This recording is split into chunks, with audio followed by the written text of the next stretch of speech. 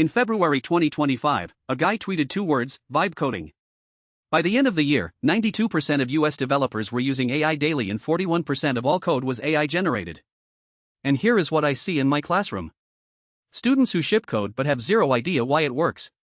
I'm an IT professor. And today I'm explaining why this matters more than you think. Here is what makes this scary. US junior developer job openings are down over 67%. Entry-level tech roles dropped 46% in 1 year. AI does not close the skill gap. It widens it. Employment for developers aged 35 to 49 is up 9%. For 22 to 25-year-olds, it is down 20%. A senior dev uses AI to knock out boilerplate and handles architecture themselves.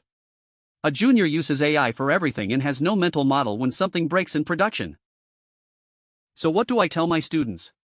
Use AI, absolutely. But use it the way a senior dev does. Let it handle the boilerplate, then read what it wrote. Ask why it made those choices. Understand the architecture. 63% of vibe coders are not even developers. They are warehouse owners building inventory apps. AI-generated code leaks secrets at twice the human rate. 28 million hard-coded secrets were found on GitHub last year. AI is the most powerful learning tool we have, but only if you actually learn from it instead of vibing past it. Vibe coding is not going away. But neither is the need for engineers who actually understand what they are building. Use AI to go faster, not to skip understanding. That is what separates an engineer from someone who can prompt their way through a demo. I'm an IT professor.